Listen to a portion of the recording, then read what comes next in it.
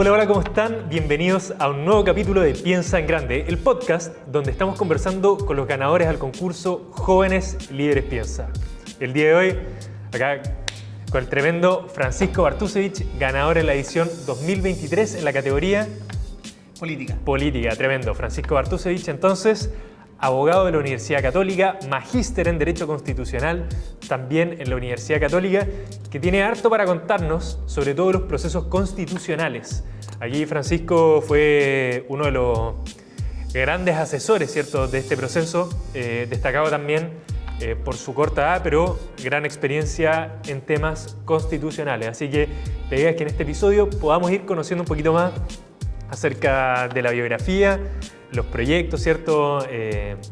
Las distintas historias que tiene también para contarnos Francisco acerca de su trayectoria tanto como abogado, pero particularmente lo que es la participación política que lo llevó a ganar como Joven Líder Piensa el 2023. Bienvenido, Bartu, para los amigos. No, muchas gracias, José Manuel, muchas gracias también a Piensa. Y un alcance también importante. Sí. Bartu, ¿cierto?, desde hace poquitos meses, después de haber ganado, se incorporó también al equipo Piensa como investigador asociado, así que también es un gusto tenerte acá en el equipo, a un tremendo abogado constitucionalista como tú. No, yo feliz, la verdad, bueno, por la incorporación a Piensa, naturalmente, bueno, por haber sido honrado también con este premio a nivel regional, sobre todo, porque claro, o sea, tengo este trasfondo de asesor en los procesos constitucionales, pero yo creo que la pega más importante fue el hecho de haber, también al alero del Piensa tu Constitución, esta iniciativa constitucional de la Fundación,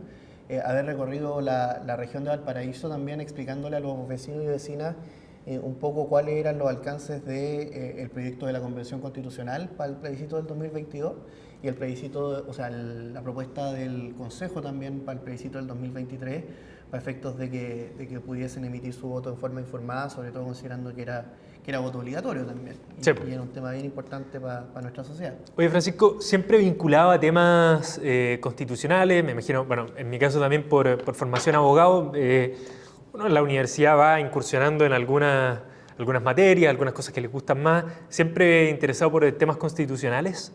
Sí, la verdad es que sí. A mí siempre me ha interesado harto la política. Siempre me ha llamado mucho la atención la separación de poderes, la configuración de los poderes del Estado, cómo funcionan las instituciones, etc. Y en ese sentido, desde el minuto uno, me llamó mucho la atención derecho político, garantía y derechos constitucionales, el mismo constitucional orgánico, digamos, que es cómo se estructuran las instituciones. Y de hecho terminé siendo también ayudante de Derecho Constitucional con Miguel Ángel Fernández, que ahora está de ministro del Tribunal Constitucional. Tal cual. De hecho, sí, grande. Tal cual. Oye, Artu, es interesante esto. Probablemente si no hubiéramos vivido los dos procesos constitucionales, los plebiscitos, que me imagino acá los auditores que quizás no están tan interiorizados en temas de derecho, si tienen a flor de piel esos conceptos.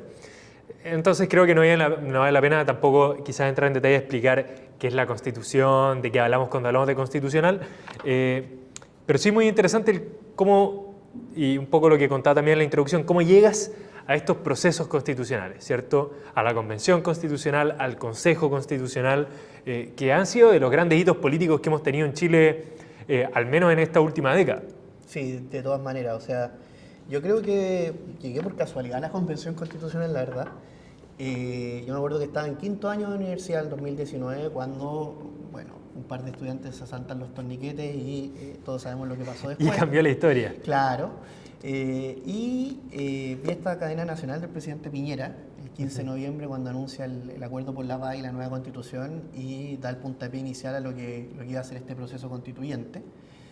Y bueno, me tocaba el examen de grado, yo veía que las fechas también estaban muy encima, probablemente no alcanzaba a participar, más allá de que obviamente a cualquier persona que obviamente le guste el derecho constitucional y además tenga una buena formación jurídica, es casi que una responsabilidad poder colaborar y ponerse al servicio de una cuestión tan importante como la redacción de una constitución. Pero pasó que llegó la pandemia entre medio, se atrasó la fecha del plebiscito de entrada. Yo me acuerdo que era en marzo o en abril del 2020, terminó siendo en octubre. Yo me acuerdo que di el examen de grado un martes y el domingo de esa misma semana era el plebiscito de salida donde ganó el el apruebo por una mayoría bien importante. Y después se venían las elecciones para los convencionales constituyentes, y ahí yo me di cuenta de que en el fondo los tiempos calzaban para que yo pudiera participar gracias a la pandemia. Y se dio con un muy amigo mío de la universidad, fue candidato a la Convención Constitucional y terminó ganando, que es Eduardo Cretón, que fue por allá por la provincia de Malleco, en la Araucanía. Y una vez que ya en mayo estaban los resultados, yo también ya estaba en el último mes de mi práctica profesional, que le hice acá en la Oficina de Defensa Laboral de Valparaíso. Llamo a Eduardo y le pregunto, oye, ¿cómo te ayudo? Digamos, claro. ¿Cómo puedo ser útil para estos efectos? Y finalmente terminé entrando a trabajar en la Fundación Jaime Guzmán, en el programa constitucional, que era una figura que habían creado dentro del equipo legislativo específicamente para hacerle un seguimiento a la labor de la Convención Constitucional. Y ahí partí trabajando, éramos 3 personas, con Felipe Hilario y Teresa Sañartu. Y la verdad las cosas es que en el trabajo del día a día en la Convención Constitucional terminé haciendo muy buenas migas con la convencional Catherine Montalegre de la región de los Lagos, y ella me invitó a participar como asesor directo de un grupo de convencionales que tenían ella, Eduardo, Constanza Juve, Ricardo Neumann y Felipe Mena, más Sociedad se llamaba, y terminé trabajando directamente como asesor de ellos, y ahí me desenvolví toda la Convención Constitucional. Después me mantuve también trabajando con ellos en otra constitución, que fue la plataforma que armaron para el plebiscito de salida. Ahí junto con Piensa me tocó recorrer no solamente la región, en el caso de Piensa, sino que también varias regiones del país. Me acuerdo que fui a Antofagasta, fue un debate con Cristian Viera en Curicó, me tocó mucha charla en Santiago y así. Y me mantuve trabajando con ellos hasta el segundo proceso, que ahí Bettina Horst salió nominada en un cupo de la UDI como comisionada experta, y por recomendación de Constanza Juve, que las dos habían trabajado en Libertad de Desarrollo, me entrevistó y finalmente me contrató para que fuera su asesor. Y ahí durante toda la primera etapa de la comisión experta fui asesor de Bettina en la Comisión de Derechos Económicos, Sociales, Culturales y Ambientales. Y después ya para la segunda etapa del Consejo Constitucional, nuevamente por esas vueltas de la vida, otro gran amigo mío, Arturo Phillips, salió electo consejero constitucional por la región de la Araucanía. Con 27 años sacó 68.000 votos y prácticamente ganó una elección senatoria, que es una cuestión que la verdad me sacó el sombrero. Es muy notable, sí. Es notable.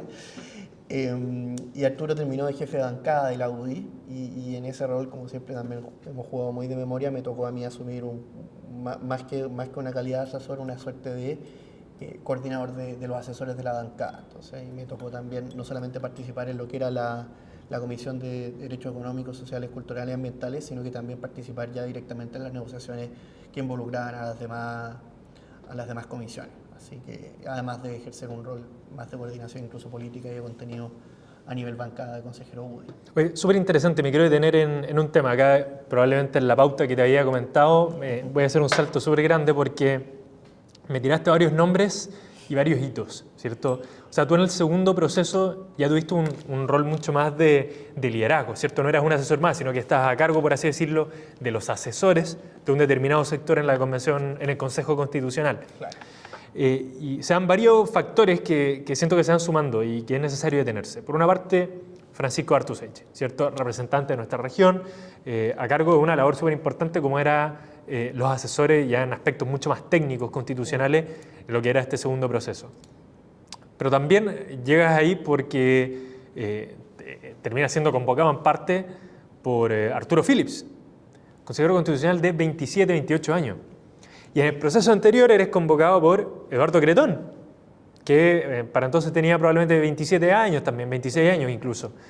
Y ahí conoces a Catherine Montalegre, también sub-30 en ese entonces. ¿A qué quiero llegar con esto? Se da un componente común que es que en todo este camino que has recorrido, y tú también incluido, has sido junto a personas que destacan en parte también por ser jóvenes, ¿cierto? En tiempos en los que también uno ve distintas encuestas, ¿cierto? Particularmente en encuestas que hacemos desde, incluso acá en Piensa, ¿cierto? Con la encuesta Piensa Opinión Política, que muestra año a año una cierta desafección de los jóvenes con la política, y así se puede ver en distintas mediciones nacionales. ¿Cómo evalúas también el incorporarse o la necesidad de incorporar también caras nuevas, ¿cierto? Aire fresco a la política. En este caso te tiro 4 nombres, tú inclusive, que me parece muy notable, muy destacable, pero también en tiempos en los que, indistintamente del sector, pareciera ser que cuesta encontrar jóvenes involucrados en política. ¿Consideras que hay algún tema también generacional? Quizás como, me incluyo quizás dentro de la misma generación, porque etariamente estamos en el mismo rango, ¿cierto? ¿Cómo acceder quizás a espacios de poder, a espacios de influencia, ¿cierto? O involucrarse directamente en política, sentirse llamado al servicio público?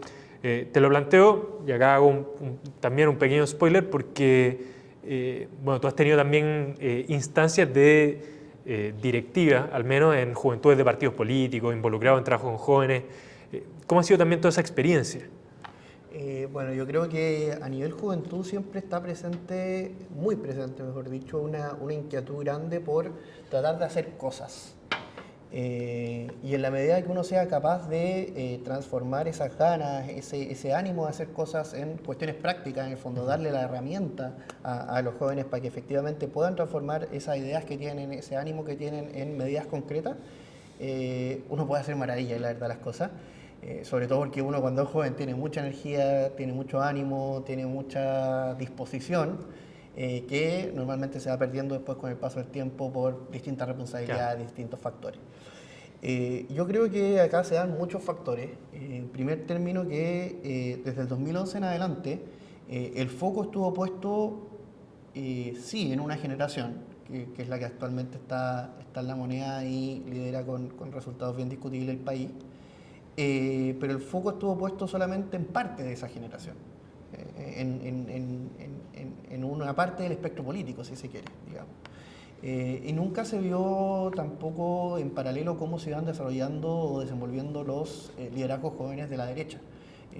Gente como Eduardo Cretón, por ejemplo, fue delegado de generación, fue consejero territorial por derecho, fue incluso candidato a la Federación de Estudiantes de la Universidad Católica en su oportunidad. Constanza también participó mucho, Catherine, Ricardo Neumann. Ricardo Neumann es una persona que perdió por cerca de 130 votos la elección para la presidencia de la FEU contra Giorgio Jackson. Y que pudieron haber cambiado el destino del país. Totalmente. Entonces, son jóvenes que siempre estuvieron ahí, siempre estuvieron participando, siempre estuvieron con estas ganas, con este ánimo, pero que finalmente nunca tampoco tuvieron mucho espacio. En parte porque la izquierda históricamente ha estado muy bien articulada a nivel de espacios de representación estudiantil. Las directivas, creo yo, de los partidos políticos en general a nivel juventudes nunca han sido tampoco un nicho demasiado atractivo para efectos de poder desarrollar carrera, participar, etcétera, por diversos motivos. Y yo creo que la cuestión constitucional dio un espacio de incertidumbre, pero era incertidumbre en la medida de que uno se lo tomara como incertidumbre. Porque más que incertidumbre, también era una oportunidad para ciertos grupos, para efectos de poder ocupar espacios que históricamente y por distintas razones siempre han estado o han tendido a estar reservados para gente con mayor trayectoria. Entonces pasó que en una convención constitucional uno tenía en la bancada figuras como Marcela Cubillo, Rodrigo Álvarez, que además de haber sido diputados y además de haber sido ministros de Estado con el presidente Piñera, son figuras políticas con una trayectoria y un conocimiento muy reconocido, pero de la mano con gente como Eduardo Cretón, que recién había salido de la universidad, o un Harry Jürgensen también, una persona con años y décadas de trayectoria política en la región de los lagos, al lado de una Catherine Montalegre. Entonces se dio un espacio para una renovación potente de liderazgo, también para que caras nuevas tomaran esta oportunidad, y ahí sí se conformó también Más Sociedad, que era en el fondo una plataforma que precisamente lo que buscaba era, con motivo de la elección de convencionales constituyentes, tratar de potenciar rostros jóvenes, liderazgos nuevos que dieran forma en el fondo, a propósito del proceso constitucional, a una nueva y buena política. Y ahí habían rostros que no solamente se limitan a los que salieron electos, claro, que eran Constanza Ju, en el fondo, Catherine Montalegre, Ricardo Neumann, Felipe Mena, Eduardo Cretón, sino que también los que no salieron electos. Y ahí habían rostros también muy importantes, o sea, Juan Pablo Rodríguez en el caso del Distrito 7 acá por la región de Valparaíso, Constanza Gajardo en el caso de la región del Maule, Felipe Hübner en el norte, en Iquique, Jaime Flores también por Santiago, y así varios nombres que son liderazgos muy potentes. O sea, por mí ojalá que más sociedad hubiese tenido una bancada todavía más grande de la que tuvieron, pero tuvimos también la suerte de que los convencionales constituyentes que salieron fueron liderazgos muy potentes, liderazgos muy power. O sea, la Connie estaba todos los domingos en Estado Nacional, palmo a palmo con Fernando Atria. Sí. Eduardo también tomó un rol muy importante en materias de seguridad, terrorismo en la región de la Araucanía. Catherine Montalegre también defendió con fuerza en la Comisión de Derechos Fundamentales toda la discusión del derecho a la vida. Felipe Mena, lo que era la forma de Estado y la regionalización en su comisión. Ricardo, todo el tema de la bandera cultural y así.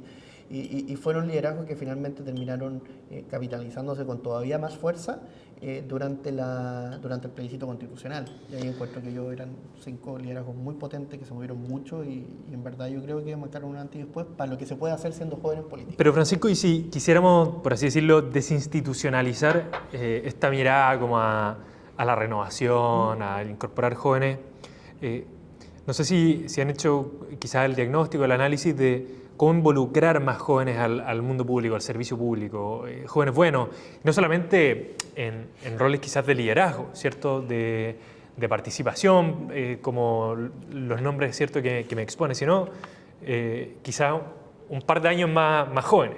¿Qué pasa con esos cabros que quizás, como las mismas personas que me mencionaba, ¿cierto? Biografías como la de Eduardo Cretón, la tuya, en fin, que son personas que se involucran desde incluso la universidad en asuntos públicos, en temas políticos?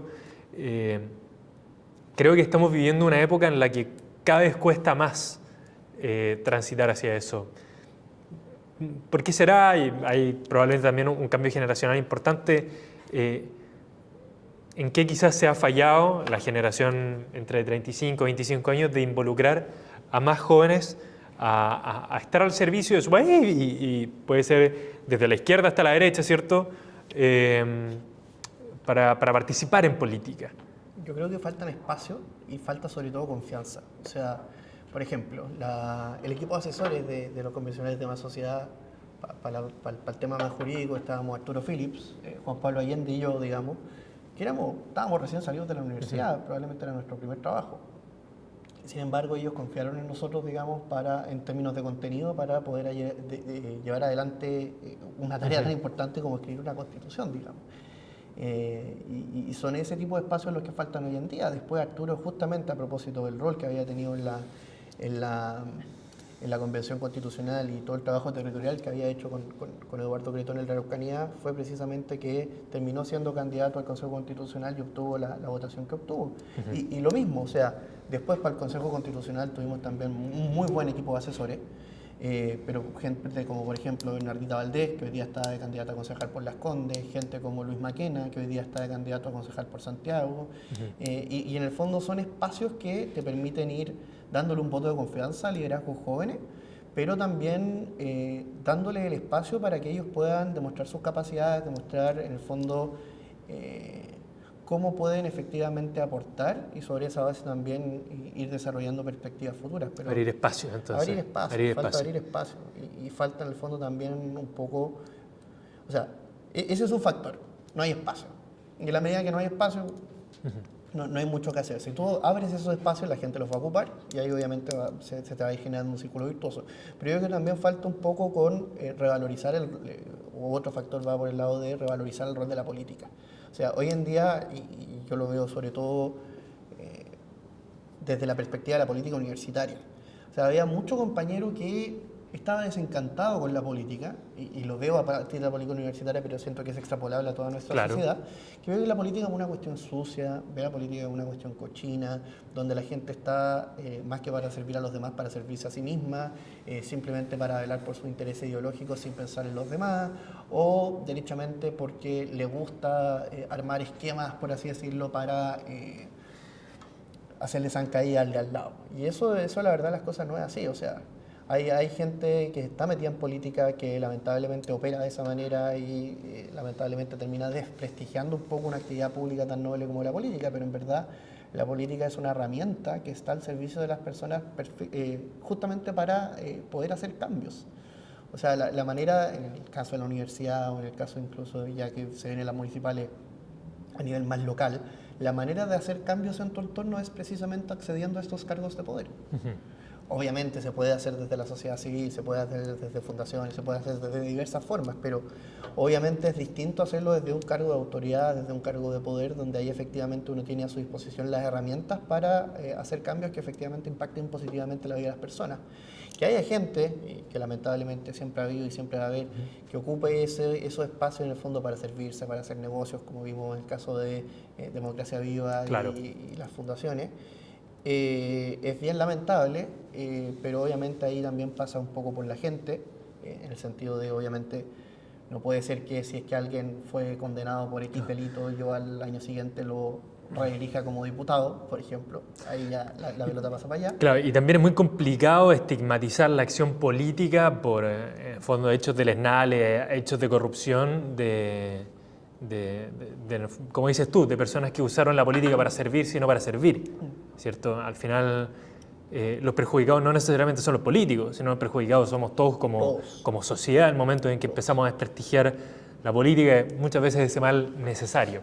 Y por gente, o sea, por ejemplo, toda la plata que se invirtió en la fundación era plata que se pudo haber invertido en mejorar los CEFAM, en mejorar el desastre que teníamos con los LED, por ejemplo, a nivel educativo y así. O sea, mucha política pública que quedaron desfinanciada precisamente porque los fondos disponibles para ellos se terminaron destinando a cuestiones que derechamente fueran al financiamiento político. Efectivamente, una cuestión que tuvo harta inversión política, o inversión en política, inversión pública para hacer política, ¿cierto? Mejor dicho, fueron los procesos constitucionales, que fueron dos instancias concretas en las que nos dimos la oportunidad de discutir nuestras bases políticas.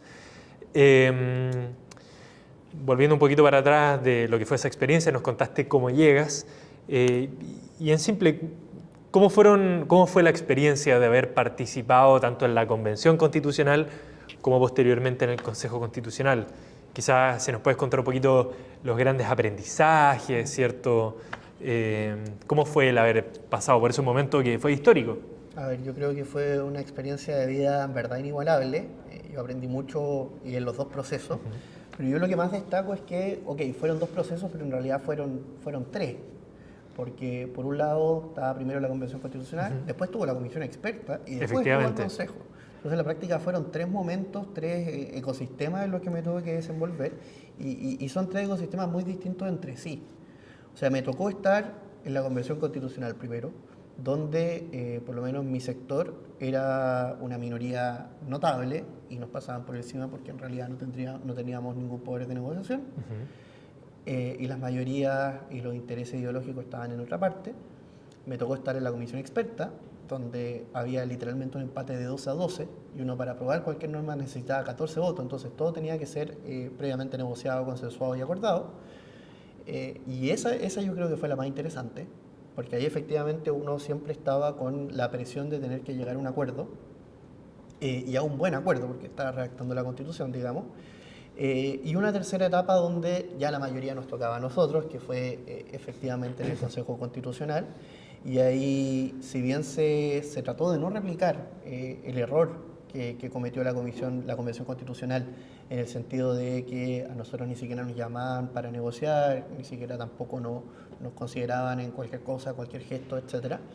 El problema que se dio en el Consejo Constitucional fue que la centroizquierda tomó desde el minuto uno la definición política, que es totalmente legítima y que fue exactamente lo mismo que hicimos nosotros para la Convención Constitucional, de que ellos no iban a llegar a acuerdo con nosotros. Entonces, todas las instancias de negociación que se abrieron, todos los espacios de diálogo, todas las concesiones que incluso se hicieron sin nada a cambio, no tenían ningún efecto práctico porque uno estaba sentado con interlocutores que derechamente no estaban abiertos a llegar a ningún tipo de acuerdo porque no estaban dispuestos a validar una constitución con las mayorías del Partido Republicano, de Chile Vamos, y no a su pinta, digamos, como fue la de la Convención Constitucional. Y la gran lección que saco yo de estos tres procesos en el fondo fue que en el fondo nos tenemos que poner de acuerdo en poco. O sea, mientras más temas uno vaya incorporando en la Constitución, más difícil va a ser el acuerdo a nivel macro, ¿ya? Las constituciones están llamadas en el fondo a ser las que rayan la cancha, las reglas del juego básico que guíen en el fondo la vida en democracia. Y en la medida que uno va incorporando cosas que son más bien materia de ley, son más bien materia de reglamento, incluso como se da a nivel de la Convención Constitucional, la posibilidad de llegar a un acuerdo va a ser más difícil porque uno también va abordando temas que pueden ser más o menos sensibles para un sector. Encuentro súper interesante eso, el tema de, quizá un poco antes de la dificultad de llegar a acuerdos, porque, claro, tú cuando me hablas de nosotros, en el fondo es del rol que te tocó, también representando un sector político, tanto en la Convención como en el Consejo. En una primera parte, ¿cierto?, en una posición minoritaria, después con una mayoría, ¿cierto?, que permitía quizás tener algunos, o poner más temas sobre la mesa, digámoslo así. Donde es quizás uno de los aprendizajes la dificultad de ponerse de acuerdo, pero ponerse de acuerdo también significa ceder. Totalmente. ¿Pasa por ahí el problema? Como de estar dispuesto a qué puedo ceder, qué no puedo ceder o qué estoy dispuesto a ceder. Yo creo que no hubo problema de decisiones. O sea, yo insisto, en la comisión experta se dio una negociación bien interesante. Y ahí yo agradezco haber tenido la oportunidad de compartir con Teodoro Rivera, que fue canciller, fue diputado, fue ministro de Justicia, etcétera, que es un gran negociador. Sí. Y me tocó a mí además participar en la Comisión de Derechos Económicos, Sociales, Culturales y Ambientales, o sea, salud, educación, vivienda, pensiones, propiedad. Que son temas que, a lo menos en la antesala de la discusión constitucional, eran lo más sensibles y que, o sea, si nos ponemos sinceros, probablemente fueron los que llevan a que se abra el proceso constitucional. Son temas que te despiertan de por sí las pasiones ideológicas. Claro, sensibilidades políticas. De todas maneras. Entonces, el tema fue que ahí logramos llevar adelante una negociación y cerrar un texto de consenso. Pero precisamente sobre la base, digo, de ir generando concesiones recíprocas. Claro. Nosotros cedíamos, ellas cedíamos y llegábamos a un texto de consenso. Y obviamente también guardando silencio en temas donde derechamente no había posibilidad de llegar a acuerdo. ¿Ponerse de acuerdo en política exige generosidad? De todas maneras. De todas maneras. De todas maneras, sobre todo si uno está redactando la Constitución, que está llamada en el fondo a permanecer el tiempo y a regular todo. Y el problema fue ahí, o sea, tanto la Convención como el Consejo, en la medida que uno, en vez de dejar estos silencios para que los llene después el legislador, se pone a solo regular ciertas materias que en el fondo debiesen quedar a la voluntad democrática del legislador, y yo me pongo a regular temas como los derechos de la naturaleza a nivel constitucional, en el caso de la Convención, o incluso las contribuciones a nivel constitucional en el caso del Consejo Constitucional. Son cuestiones que no debieron haber estado. Y al momento de sobreregular, yo genero anticuerpos, por así decirlo, claro, en ciertos sectores de la población. O sea, si la Convención Constitucional no se hubiese metido con el rodeo. Claro, hay distintos temas que avanzan en sensibilidades. Va tocando fibras. Y a la medida que tocas muchas fibras, es inviable. Tal cual. Estamos conversando en Piensa en Grande con Francisco Bartusevich, ganador en la categoría Política 2023. Bueno, Francisco, estamos hablando justamente de la importancia de llegar a acuerdos en política, pero también eso exige ser generoso, ¿cierto? Generoso para saber qué es lo que se puede ceder, cómo avanzar hacia puntos comunes, ¿cierto? Tú ponías un ejemplo súper concreto de lo que significaba también herir esas sensibilidades de ciertos sectores, que también es poco estratégico si nos ponemos a pensar en tener negociaciones que sean fructíferas. Hay que saber también dónde pedir. A tu juicio, ¿qué se puede haber hecho mejor quizás para que estos procesos hubieran llegado a un puerto con más consenso ciudadano? Yo creo que hay dos barreras, ¿ya? La primera barrera es efectivamente alcanzar un acuerdo, en la interna, digamos, a nivel del órgano que está redactando, pero hay una segunda barrera que es el plebiscito, porque todo esto después tiene que ser ratificado por la ciudadanía. Entonces, hay normas o hay ideas que te pueden superar esta primera barrera de alcanzar un acuerdo dentro del órgano, pero que no te superan la segunda barrera de lograr la aprobación del texto final en el plebiscito. Porque, insisto con el ejemplo del rodeo, o sea, por ejemplo, a mí me encanta el rodeo, no es mi caso, digamos, pero poniendo el ejemplo hipotético, teórico, claro. Y puede ser una muy buena constitución en muchos sentidos, pero si es que me prohíbe el rodeo, que es una cuestión que para mí es trascendental y a mí me importa mucho, yo voy a votar en contra de ese texto completo. Me da lo mismo que mejore la salud, me da lo mismo que mejore la educación, me da lo mismo que mejore la vivienda y así.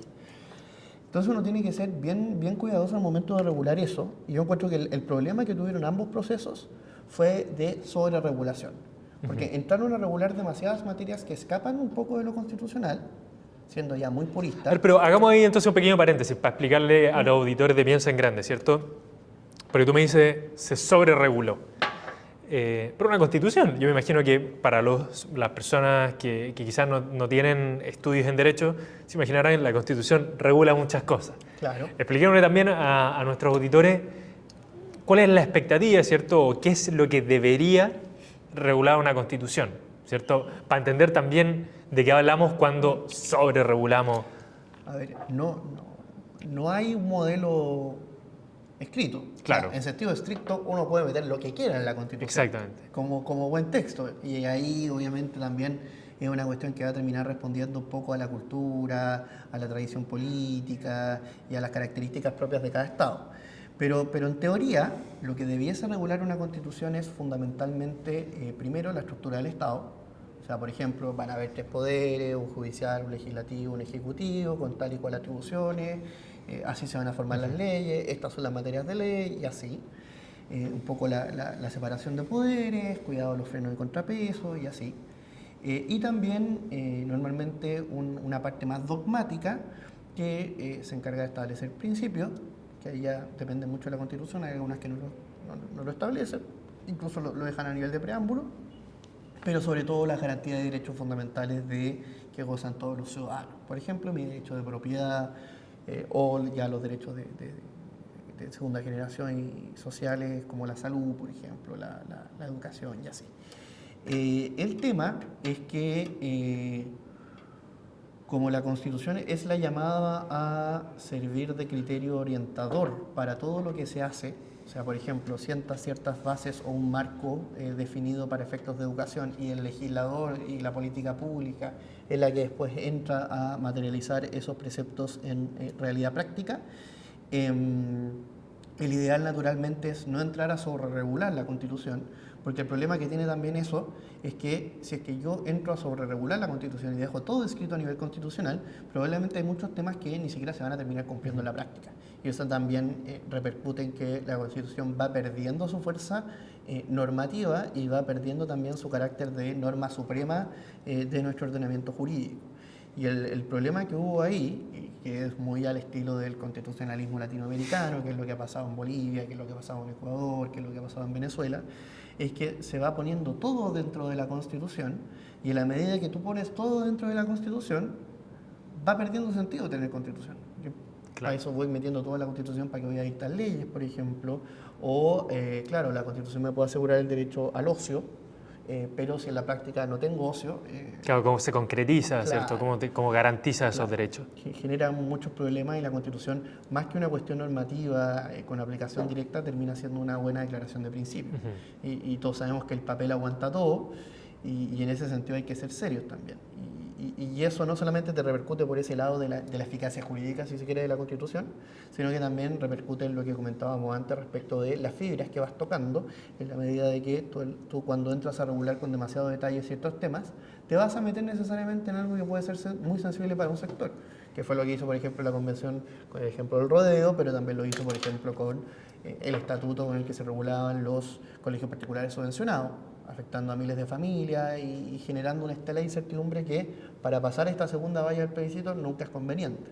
Lo mismo ocurrió respecto del texto del Consejo Constitucional con temas como las mismas contribuciones, con toda la incertidumbre que se daba respecto del desfinanciamiento eventual de ciertos municipios más pobres y el impacto que iba a tener el Fondo Común Municipal, pero también con temas como la modificación que se había hecho en la redacción del derecho a la vida y de la eventual inconstitucionalidad de la ley de aborto en 3 causales, que ahí se tocaba la fibra de público femenino importante, que a mi parecer fue bien determinante al momento de definir el resultado del Claro, una de las piedras de tope también sí. en el resultado.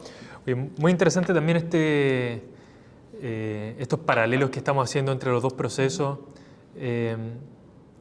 Al final, rescato, y acá no sé si quieres como señalar algo más a propósito de este paralelo, pero en el fondo los dos corrieron por cuerdas muy similares, ¿no? Sí. si uno lo ve desde afuera, obviamente cada uno con sus distintos matices, y podrá entender que uno quizás fue más maximalista, el otro habrá tenido quizás otros inconvenientes. También la forma en cómo de la composición misma, tanto de la convención como del consejo, fue muy distinta, ¿cierto? Tanto territorialmente, la cantidad de personas, pero de una otra manera, quizás la raya para la suma es que nos ha costado ponernos de acuerdo. ¿Qué es lo que se viene? ¿En qué estamos actualmente en materia constitucional en Chile, cierto? ¿En qué quedamos después de dos procesos que yo encuentro súper injusto decir fracasaron?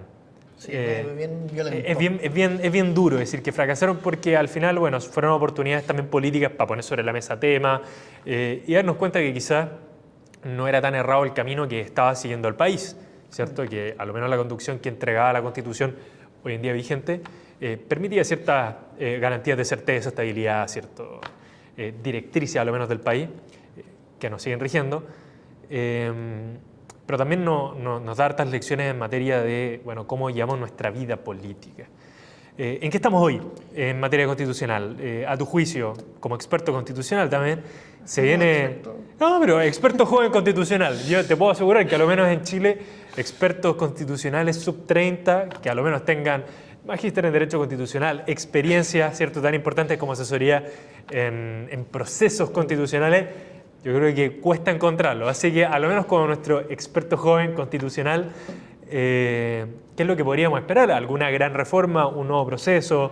¿Desafíos? También, acá me imagino que hay mucho que es de opinión personal. Probablemente va a llegar otro constitucionalista que va a escuchar este podcast y decir, mira, yo opino totalmente distinto a Francisco Artusich. Pero esa es la magia de la democracia. Sí.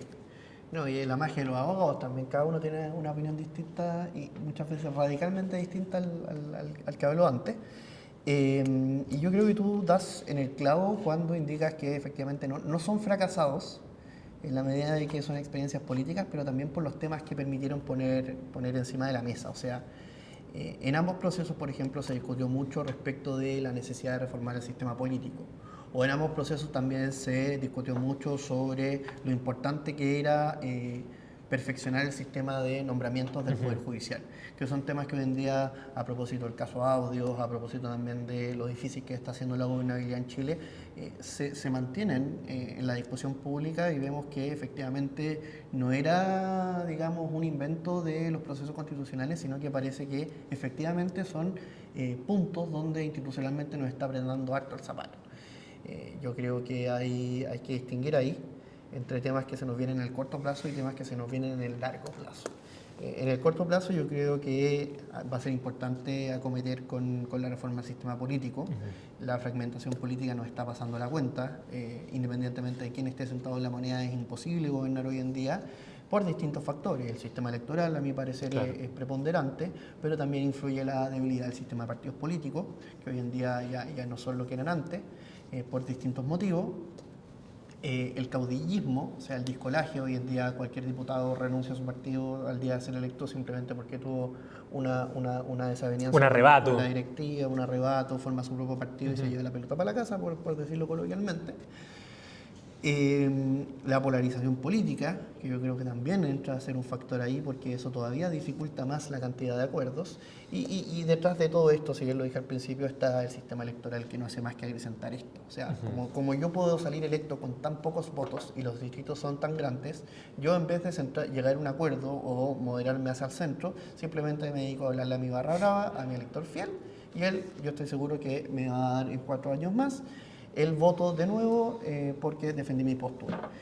Entonces eso contribuye a la polarización, contribuye a la división ideológica, contribuye también a atascar la agenda del presidente y dificulta mucho la capacidad de llegar a acuerdos, que fue precisamente el problema que tuvimos en los procesos constitucionales. Harto desafío entonces el sistema político. Harto desafío el sistema político. Harto desafío entonces el sistema político. Lo mismo tenemos en Poder Judicial. O sea, Poder Judicial, ahí Hernán Larraín para la Comisión Experta diseñó todo un sistema de órganos autónomos, 4 órganos autónomos, cada uno encargado de distintas funciones de lo que hoy día le toca a la Corte Suprema y al Poder Judicial en sí, que permitía separar los poderes, reducir el tráfico de influencia, que son problemas que nos saltaron, digamos, y nos estallaron en la cara a propósito de todo el caso audio y los WhatsApp del ministro Luis Hermosilla, que hoy día mismo tienen a la Corte Suprema en una práctica de guerra civil, digamos, con... ¿Del abogado Luis Hermosilla? No. Pues, ministro de facto. Ministro de facto, no. Y hoy día la guerra civil que hay en la misma Corte Suprema a propósito de los WhatsApp que se filtraron es bien tétrico. Y obviamente algo que también hay que perfeccionar idealmente lo antes posible. Pero así también hay muchos temas que están regulados en sus bases a nivel constitucional y que responden a cuestiones más de política pública, que eso ya yo los veo más como en el mediano plazo, que es, por ejemplo, todo el tema de pensiones, todo el tema de salud. O sea, hoy día efectivamente estamos enfrentando una crisis con la ISAPRE, tenemos una agenda social que en el fondo es gigantesca. Gigante, eso está muy pendiente, y ya a largo plazo, obviamente, yo creo que van a haber sectores que van a volver a la carta con la idea de la nueva Constitución. ¿Qué tanto vaya a prosperar? No sé, depende mucho también qué tanta reforma se le vaya haciendo ahora en el camino. Pero definitivamente a la Constitución que tenemos ahora le falta adaptarse a muchos temas y cuestiones incluso que son más técnicas, no sé. Yo siempre he estado muy de acuerdo con los que plantean que hay que modificar, por ejemplo, rediseñar, mejor dicho, el requerimiento de inaplicabilidad por inconstitucionalidad en el Tribunal Constitucional. Que es una cuestión que no nos metamos ahí porque si no hasta acá vamos a dejar a nuestros auditores escuchando este capítulo del podcast. Francisco Bartusevich, en breve, para ya ir cerrando este capítulo de Piensa en Grande, ¿qué se viene en el corto plazo, Francisco Bartusevich? A mí como persona Como natural, persona, claro, próximos desafíos. Yo me voy ahora a Londres. Me voy en septiembre al London School of Economics a hacer un máster en regulación. Sigo de vicepresidente de formación de la Directiva Nacional de la UDI, sigo de investigador asociado acá de la Fundación Piensa. Y nada, o sea, aprovechar obviamente de estar allá. O sea, el London School of Economics es como la universidad soñada para estudiar ciencias sociales, para estudiar cuestiones regulatorias. Mi idea es especializarme en temas de derecho y gobierno, y la gracia del programa es que es un mix entre la Facultad de Derecho y la de Políticas Públicas, y mi idea es precisamente tratar de enfocar todos los ramos. Estar ahí conviviendo en la área. Entonces, bueno, Francisco, que sea una tremenda experiencia. Y por último, un mensaje importante, el rol que tiene nuestra región también para levantar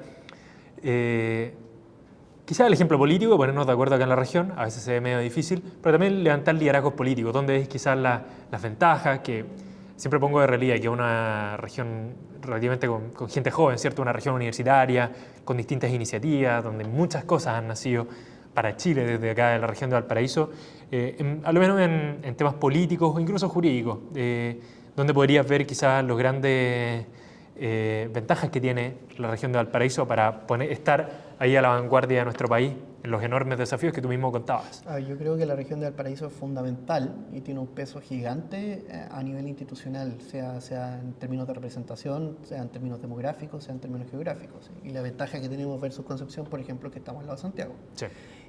Y yo simplemente, para dar un ejemplo de lo importante que es la región de Valparaíso, pongo el caso del Consejo Constitucional. El vicepresidente del Consejo Constitucional, Aldo Valle, socialista, era representante de la región de Valparaíso. Ex rector de la Universidad de Valparaíso. Ex rector de la Universidad de Valparaíso. El presidente de la Comisión de Sistema Político, Edmundo Luchanz, era representante de la Comisión de Valparaíso. El presidente de la Comisión de Función Jurisdiccional, Antonio Marchiesi, era representante de la región de Valparaíso. La presidenta de la Comisión de Principio, María de los Ángeles López, era representante de la región de Valparaíso. Incluso a nivel más de izquierda, María Pardo, por ejemplo, que era la jefa de bancada de Convergencia Social, era representante de la región de Valparaíso. O sea, una cantidad de cargos importantes, de cargos clave, todos eran representantes de nuestra región, y eso yo creo que da cuenta de la importancia que tiene como plataforma política y... como un núcleo político también del país. Sí, totalmente. Totalmente. Bueno, y ahí también el Consejo Constitucional estaba liderando a los asesores de acá, nuestro queridísimo Francisco Bartusevich, con quien tuvimos este nuevo episodio de Piensa en Grande. Le damos las gracias a todos quienes escucharon hasta el final este capítulo del podcast, donde estamos conversando con aquellos jóvenes que quizás en historia, ¿cierto? Pueden ser un poco breves en años, pero biografías absolutamente extensas por sus experiencias, proyectos y el aporte que hacen al país, al mundo, a la región, desde donde justamente desde acá. Tremendo, Francisco Gracias Bartusevich. por la invitación. No, gracias a ti por esta tremenda conversación. Suscríbanse a Piensa en Grande en Spotify, en YouTube y por supuesto Jóvenes Líderes Piensa en Instagram, además de todas las plataformas de Fundación Piensa en redes sociales. Hasta el próximo capítulo. Muchas gracias.